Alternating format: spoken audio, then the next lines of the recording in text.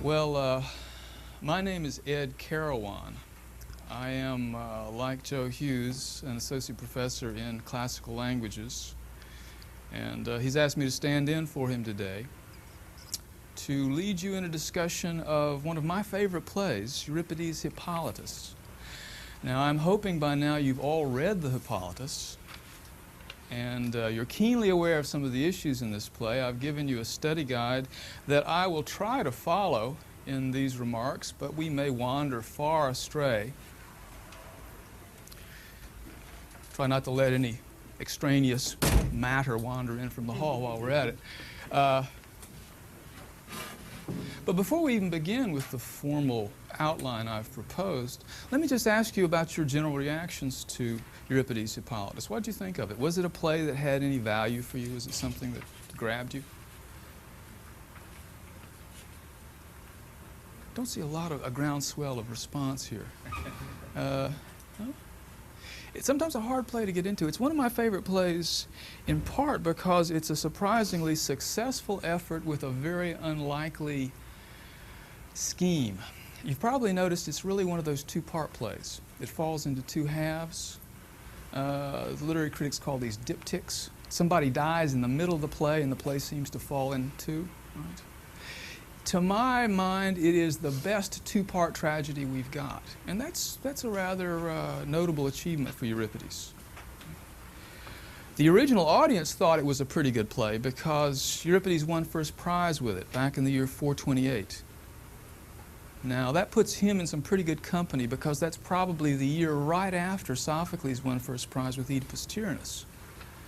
And Euripides didn't win that many first prizes. He wasn't really all that well appreciated. So this time, he really clicked with the ancient audience. He doesn't seem to click with you. Did you have some reaction to Hippolytus? No, actually, I didn't know we were supposed to read it. Oh, well, we have some of that, and that's right. A student who did not read the play. Oh, well. At least I was honest. At least you were honest, that's true. And that may be more than what we see in Hippolytus. Maybe that's the problem. He's not entirely honest with his own limitations. I'm giving things away before we get started. But let's start with some of the matter on the guide, just to make sure that those who haven't read the play will at least make some sense of these remarks. We need to identify the principal characters and the setting for the play. Everyone should at least know who Theseus is and Phaedra and Hippolytus and why the play is set at Troyzane and not in Athens or some other great historic site. You all know who Theseus is, to start with, the clincher. Well, we haven't gotten to Theseus yet, so let me explain a little about him. He is king of Athens. He's son of a king of Athens named Aegeus, whose name may mean nothing to you just yet. But an important part of the tradition is that he was also supposed to be the son of the sea god Poseidon. Now, that's one of many instances where a hero apparently has, shall we say, a legitimate father in the mortal line, and not so legitimate father among the gods. It puzzles you a bit, but you'll see many examples of it. Sort of doubtful paternity. In any event, that the fathership of Poseidon is kind of important, as we see at the end of the play, where Theseus calls down a mighty curse from his father Poseidon. Now, Theseus and his family are in exile in the city of Troyzane, not in Athens. We don't have a good map here, and I'm not so talented as Joe Hughes with illustrations, so I'm not going to try to draw one for you. But if you imagine Greece like a hand reaching down into the Mediterranean, right? And Athens is right here on the ball of the thumb or the heel of the thumb.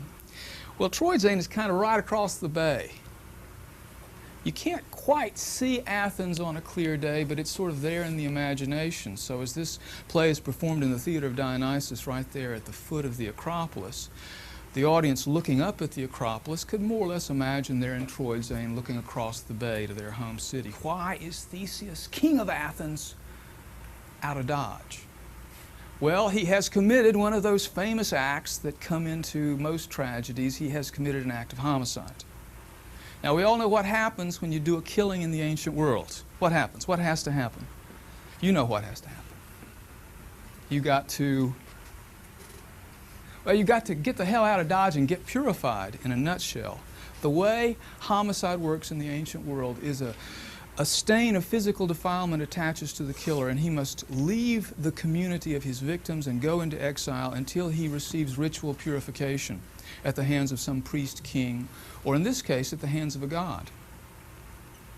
Theseus has killed some of his political rivals at Athens, a group called the Sons of Pallas. Not to be confused with Pallas, the friend of Athena, but this was a nobleman of Athens who just happened to be named Pallas, and so his sons were called the Palantids, the Pallas kids, right? In what we would call civil war, Theseus had killed some of these political rivals, and although it was an act of justifiable homicide, he must nonetheless go into exile until the god gives him purification. So that's why he's in exile in Troidzane. And that also explains why he's not on stage the first half of the play. He has gone off to the oracle of Apollo at Delphi to seek forgiveness of the god, for God to tell him how he will cleanse himself of this terrible crime. And he wanders back about midway through, and things really heat up. Now, there is mention in the play of a character who never appears, but his shadow sort of hovers over the play. Pythias is supposedly still alive. Now, who the heck is Pythias? Nobody of any great importance for us, except that he is mentioned in the play. He's the grandfather of Theseus, and he is king in Troidzane. And you may recall when Theseus gets back from Delphi and he knows that something terrible has gone wrong, his first suspicion is that his aged grandfather Pythias has died. Now, Pythias in Troidzane has been serving as mentor to young Hippolytus. Hippolytus has been reared in Troidzane. We'll come back to his character and what he's doing in just a moment, but let's be sure everybody knows who Phaedra is. Phaedra is, any help here? Mother. Stepmother, so to speak, of Hippolytus. Let's stick with maybe what we can be more clear about. She is wife of Theseus, that much we know, right? She is the second or third wife of Theseus, depending on how you count.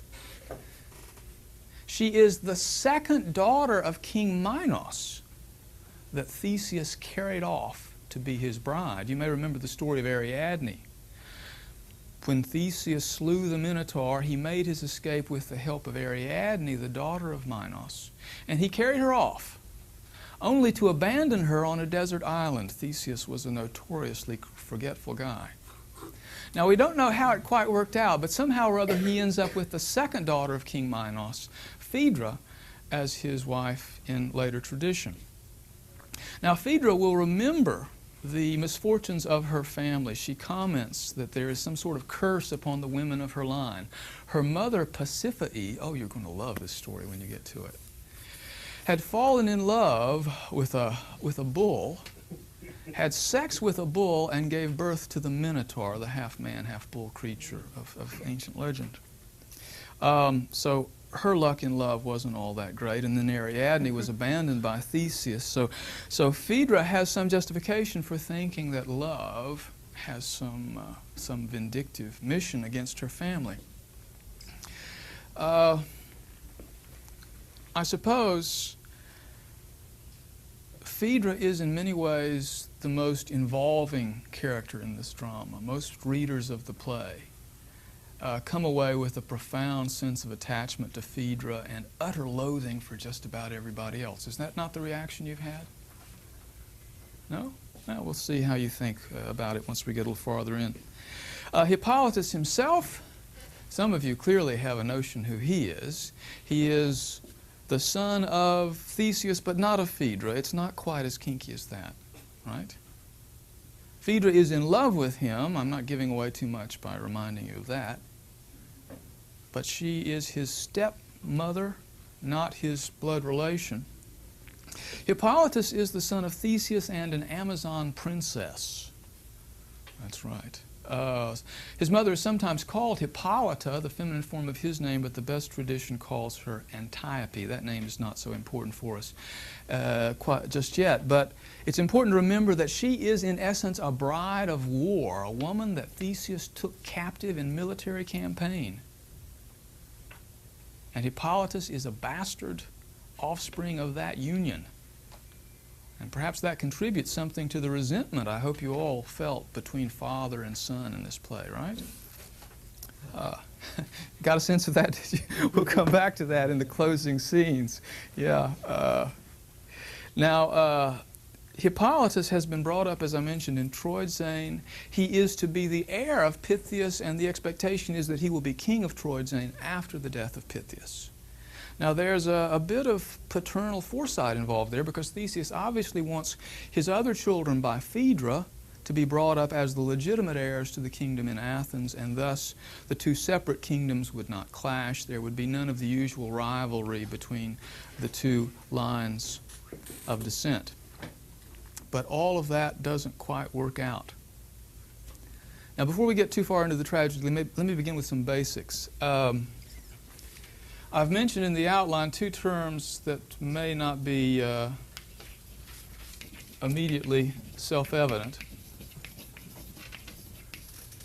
When you look at the way a tragedy works, it's often useful to plot what I'd like to call the complication and reversal. These terms mean more or less what they sound like. Tragedy begins with a problem, a crisis. Some imminent doom hangs over the characters. You don't have a problem, you don't have a tragedy, right? That's in the essence of it. The usual pattern then is that for the problem to get more and more complicated, more and more puzzling and inscrutable for, about the first half of the play. And then all of a sudden some piece of the puzzle falls into place. And things suddenly begin to become more and more clear and inevitable.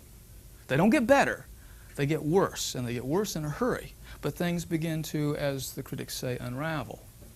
We call that process the denouement, or the unraveling. You don't need to know that term, but we want to look at that scene a little later on where we can mark the reversal, what Aristotle called the peripety, that place where something crucial happens and all of a sudden it begins to get serious. Now, at the outset of Hippolytus, we all know the problem. Everybody in the ancient audience knew the essence of the story. The protagonist, our man Hippolytus, has offended the goddess Aphrodite, and we expect her to punish him for it.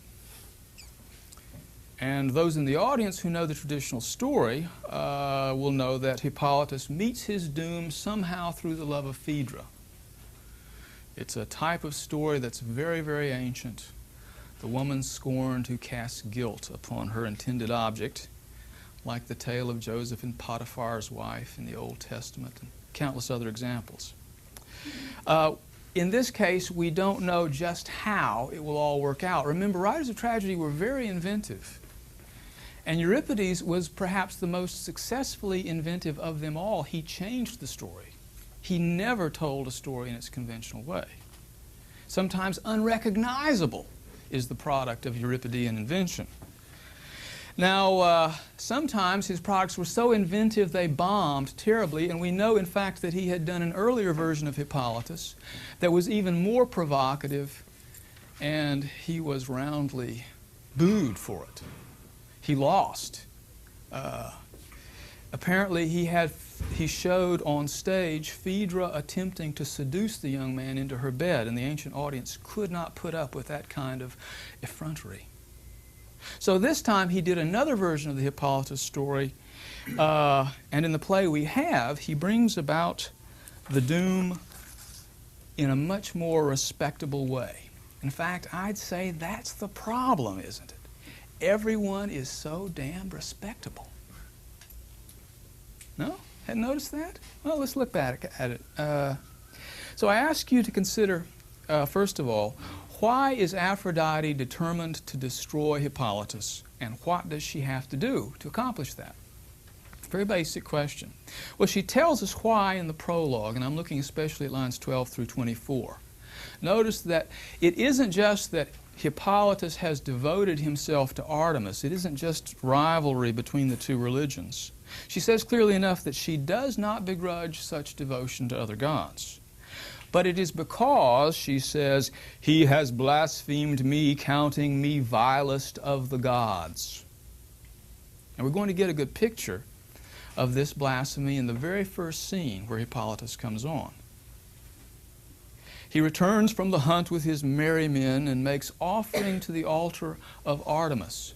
Imagine the set on stage would give prominence to two altars, one to Aphrodite and one to Artemis.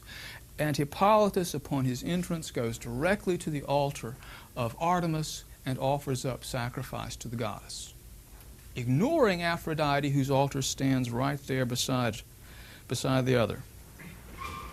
Now, a faithful servant comes up, one of these useful little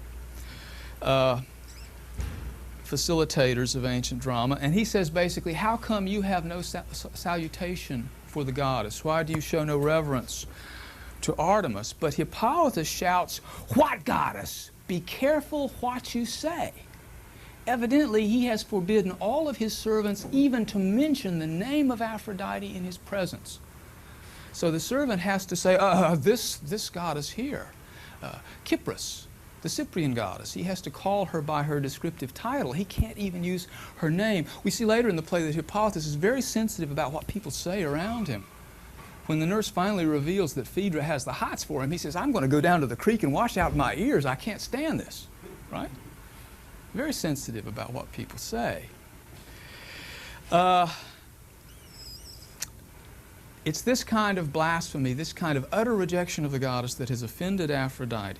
And so she says there in the prologue, for such sins against me, I shall punish Hippolytus this day. And she says, my work is already done.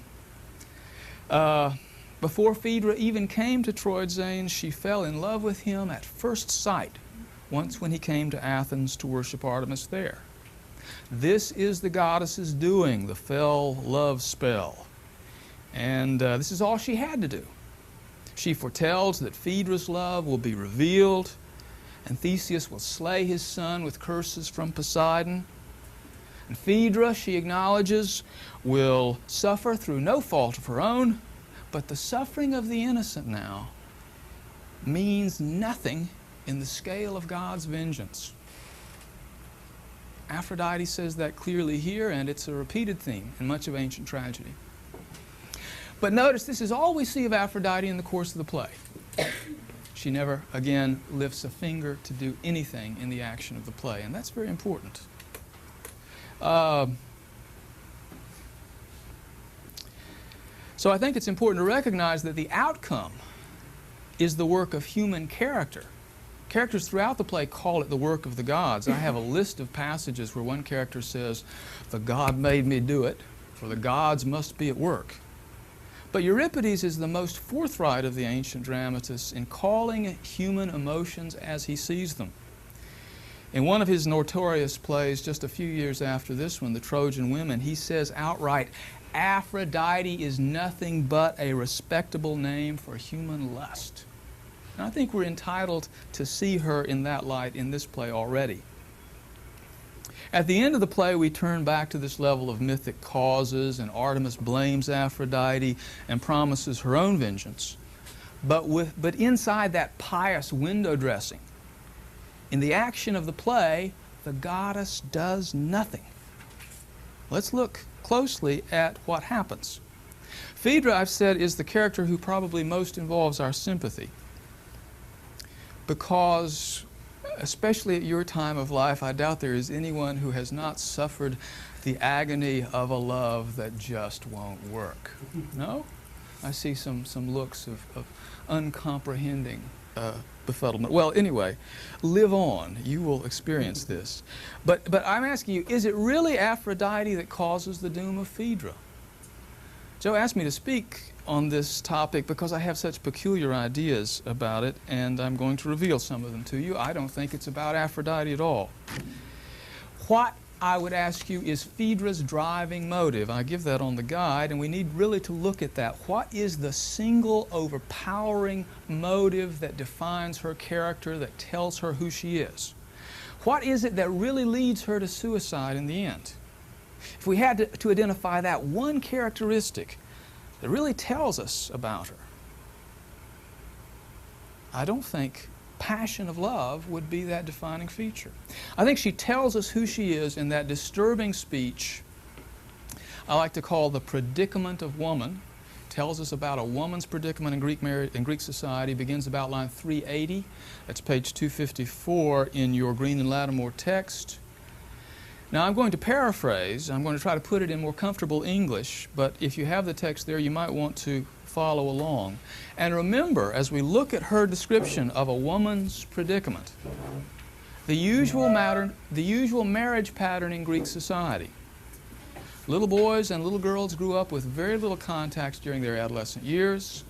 The usual marriage was made between a man of middle age and a girl in her mid-teens. By the time she reaches her real maturity at Phaedra's time of life with young children, there are likely to be problems. And the ancient tragic writers and comedy writers were very fond of playing on this. The usual consequences were alcoholism, which shows up big time in comedy, and adultery that shows up well both in comedy and tragedy. Because when she's in her late 20s, she's got a husband who's, in his late 50s, and there are going to be problems. So, Phaedra says, we women know the right thing to do, but we can't stick to it. Some of us are betrayed by laziness or pleasure. It's just easier to give way to desire than struggle against it. Again, I'm paraphrasing, but that's pretty true to the Greek. And then she turns abruptly back to that sense of the right thing, and she calls it shame. Shame is a big word in this play. I hope you noticed that. She says, shame of the worst kind is a crippling sense of what is respectable. And she's obsessed with it. She's obsessed with what other people will say. Even deeper, what other people will think. Nothing, she says, can seduce her away from doing the right thing. Nothing can force her to give in to the passion in her heart. How has she tried to avoid this? She tells you. She says, first I tried silence and concealment. She hoped just by keeping quiet it would go away, and that didn't work. Then she says she tried to conquer love with discretion. That's a nice phrase. Tried to conquer love with discretion. What do you suppose she means by that?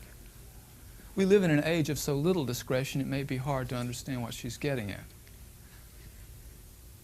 As I understand it, what she means is she tried just to stay away from him, to make use of that old commonplace out of sight, out of mind. If you've ever been involved in an awkward relationship, you may have used this strategy yourself. I'm not going to the dance tonight. Loretta might be there, and I can't stand to see her again. That kind of thing. It's the stuff of country music songs and soap opera. I don't mean to diminish. That's a really important part of coming to terms with who we are as human beings in relationships, right? So she tried that, and that didn't work, and the only thing left to try is death. She says she made up her mind to die rather than risk shame.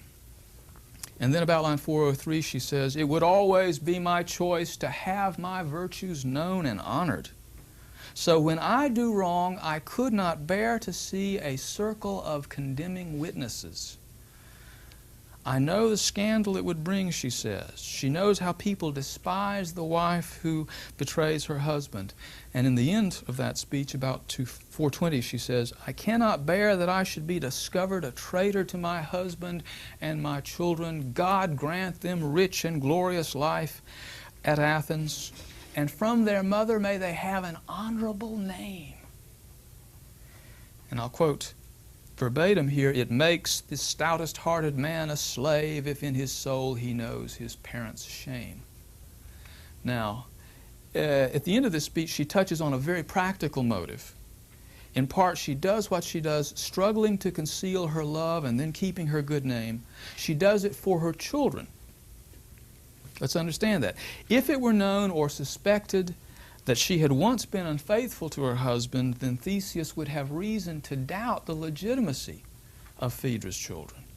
Perhaps he would even disinherit them. But notice how closely this motive goes together with Phaedra's own obsession with shame and good name. She's one of the best examples of what is often called shame culture that apparently flourished in Greek society, at least before the dawn of the Enlightenment. Phaedra doesn't seem to have a clear sense of her own worth apart from what others say about her. Now, to give you a sense of the difference, in modern society, by contrast, we're dominated by guilt. internalized conscience. We're preoccupied with what we may have done wrong, whether anybody knows about it or not, or at least that's often been the description of modern society as a guilt culture. By contrast, for Phaedra, it's as though that circle of condemning witnesses, such a marvelous phrase, that circle of condemning witnesses has swallowed her up. And she doesn't really have a sense of self separate from the group. Do you understand what she seems to be describing? A very important part of the characterization of Phaedra in this play, I think. So I would say that Phaedra is more of a victim of shame than of Aphrodite. And that is one of the great ironies of this play. I think Euripides lay awake nights, thinking how to work this. A traditional story in which Aphrodite is the victim, no, I think the victim is shame. And shame is in many ways the work of Artemis. Phaedra is a victim of the very virtues so dear to Artemis and Hippolytus, purity and righteousness. Well, if she herself would never give in to love, as I suggest, how is her secret betrayed? Ah, there's the nurse. Yes. Remember, by the way, at first the nurse is horrified, and probably she actually contributes to Phaedra's despair, but then she turns around and hatches this scheme to save Phaedra. What is it the nurse intends to do? This is very tricky. She pleads with Phaedra in a long speech ending about 477, and I'll just cap the end of it. She says, "Endure your love. Deal with it. The gods have willed it. You're sick. You have a disease. So try to find some subtle means to turn your sickness into health." It's not a moral problem, it's a physiological thing. Right? There are, she says, magic love charms, spells of enchantment. We'll find some remedy for your love sickness. Now, what is she planning to do? Surely we have some answers. Who will leap into the jaws of the trap here? The usual reading suggests she's planning to give a drug to Hippolytus. How many people think that's what she aims to do? Well, there probably were a few in the audience who leapt to that conclusion too, but I think any close reading would say that that's not exactly what she has in mind. Notice in the very next scene we see her arguing with Hippolytus. She's obviously revealed the secret to him. He speaks with horror of her trafficking in his father's bed, and she obviously hasn't given him any love potion. I think the audience is meant to understand that the nurse will give the potion to Phaedra. That's clearly the only way that Phaedra can be made to submit to her passions. Notice the love remedy comes up in the long speech where the nurse is pleading with Phaedra to face up to her infatuation and deal with it. Even the gods are slaves to love, she says. Does she, Phaedra, expect to be stronger than the gods? And none of that has much persuasion. So I'm convinced the idea is the drug must be for Phaedra. But I admit a problem in this theory. How could the nurse believe that she could seduce Hippolytus without a love charm? So potent is his obvious obsession with chastity. The answer, I think, comes in the two great confrontations now we want to look at. What Hippolytus says to the nurse, and then what Theseus says to Hippolytus. First, the quarrel between Hippolytus and the nurse, and the famous diatribe against women. We want to consider Hippolytus now in the same way we considered Phaedra. What is his driving motivation? What's the single characteristic that most clearly defines him? Notice when the nurse pleads, show pardon, have mercy, show compassion. It is natural to sin since we're human beings. Hippolytus explodes.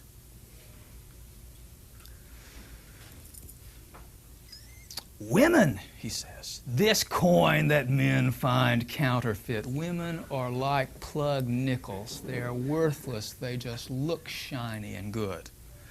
Why, Lord God, did you put them in the world? If you were so determined to breed the race of men, you should have done it without women.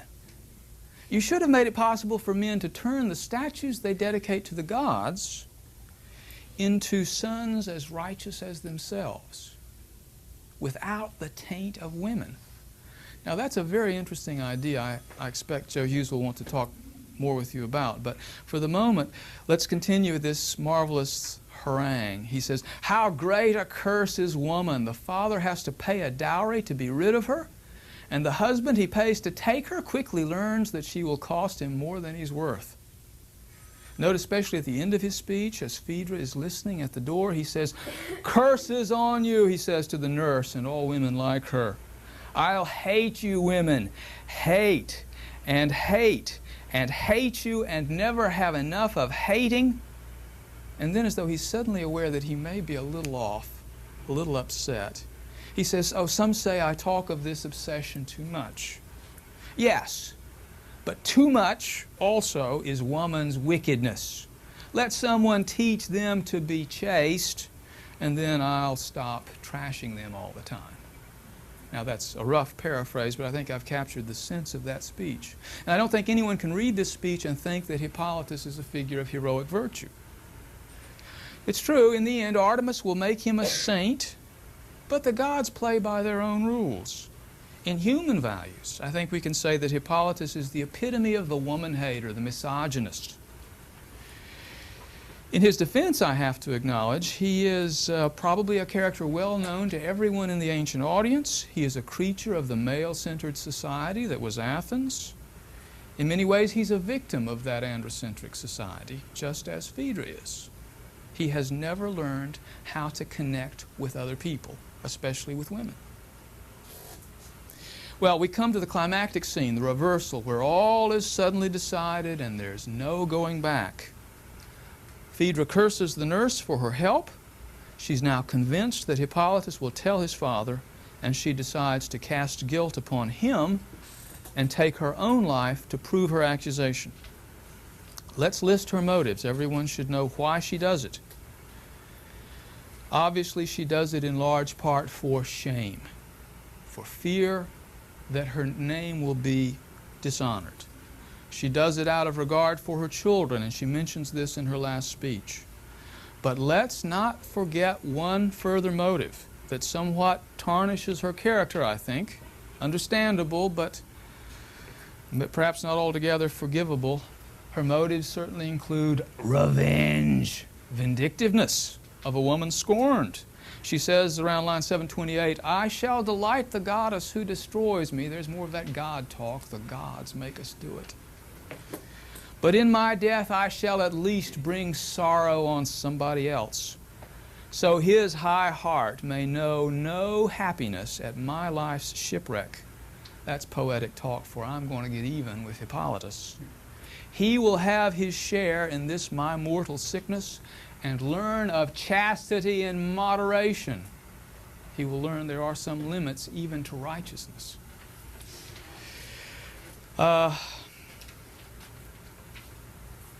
Now, we know she takes her life. She does it the way all good little aristocratic Greek girls would do it. She did it by hanging. Occasionally we find that it's done by the sword, but I believe that hanging was something that aristocratic women in the Greek world taught their daughters to do. If you need a way out, this is how it's done. By contrast, you'll notice that in modern American society, hanging is something that is predominantly male. And there's quite a story there I'm sure Joe Hughes will want to share with you, but I'll leave that for another day.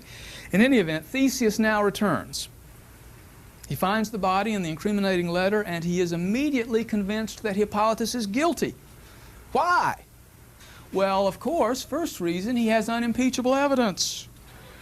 Deathbed testimony in the ancient world, as even today, is pretty weighty stuff.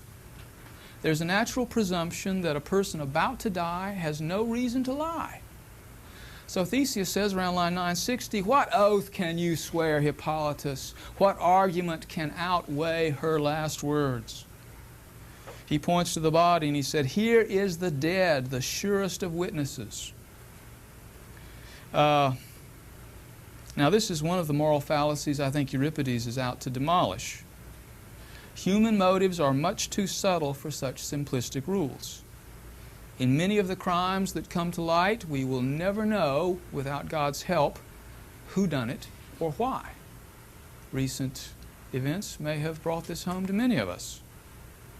But there are surely deeper motives at work in Theseus' conviction of his son's guilt. He has unimpeachable evidence, but there's more to it than that. Don't we get a sense that there is a very raw relationship between father and son? How did the father, Theseus, veteran of such raping and plundering, take to this pious lad devoted to righteousness? How could he believe that such a character would do such a thing? Well, he tells us in his famous speech, I call it the Indictment of Theseus, around 948, he says, "You are the veritable holy man. Yeah, you're a saint.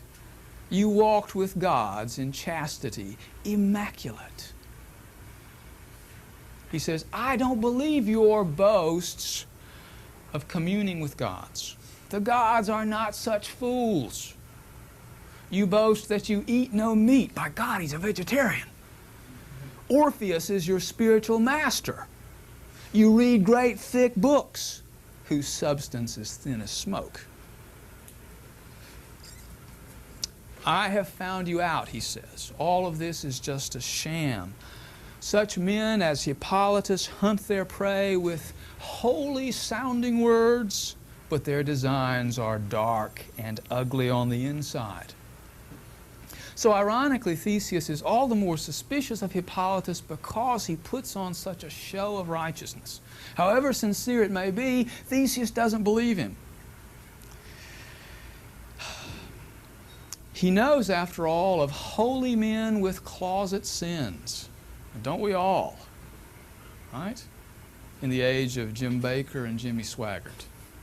Yeah? That's what he's talking about. And such fallen saints, I think, in every age, seem to outweigh the impression of truly religious folk who are true to their calling. Right? They make much better press. Especially for those of us like Theseus who don't really believe that anyone is really capable of chastity. He's not capable of it. He can't believe his son could be, right? And we all tend to judge others by our own limitations. Theseus is a study in that. He says, "Young men are no more to be trusted than a woman when love gets them all shook up." Right? Now that's a pretty damning criticism, remembering how little value the Greeks traditionally put upon a woman's responsibility. Theseus says, "The very man in them makes them false." He doesn't have any higher opinion of his own gender. So there's that motive. The show of righteousness seems false. And there's one more motive. Theseus suspects his son out of prejudice because he is a bastard. He says such sons are always jealous of the legitimate sons. And he suspects Hippolytus has done this in part to discredit the children of Phaedra in hopes that Hippolytus can seize the kingdom of Athens. Right? For all these reasons, he calls down a curse from Poseidon, but he lives to regret it. But you know, in these fiendish ironies of tragedy, we need to ask ourselves, can we say for sure that Hippolytus did not deserve his doom? Notice the messenger's report of the fatal scene. This begins about 1187 and following. He tells how Hippolytus met his death. Beautiful picture, very meaningful to the ancient audience. He says, "He, Hippolytus, put his feet in the driver's rings." In the chariot there would be sort of stirrups for the driver to brace himself against the pull of the horses. He put his feet in the driver's rings, and he took the reins in his hands and folded his hands in prayer. Get the picture now. This picture is very important. And since in tragedy usually you can't do sex and violence on stage, somebody has to come from off stage and tell you about it. This word picture is very important. Feet in the stirrups, reins in the hands, he prays. The visual symbolism is important. Folded his hands in prayer and said, "Zeus, let me die now if I am guilty. Let my father know that he has done me wrong." And the very next moment, death comes upon him from the sea. Now, the ancient audience would recognize this vow as a standard sort of oath test. To prove the strength of his convictions in any dispute, a man will put his hands on some visual symbol of his claim. If it's a case of murder or violence, he will perhaps hold the knife or some other symbol of the violent act. If it's a claim about money, he will put his hand on some token of the sum in question. He will call the gods to witness, to punish him if he swears falsely, and then he will make his claim. And if the gods then punish him, his guilt is proven. Now, of course, the oath of Hippolytus and the curse of Theseus come together. And we can't say which has brought on doom from the gods. But this irony, the irony of Hippolytus' oath, hangs over the pious redemption at the end of the play where Artemis absolves Theseus, pronounces Hippolytus a saint and a martyr, and then swears vengeance on the innocent beloved of Aphrodite, Adonis.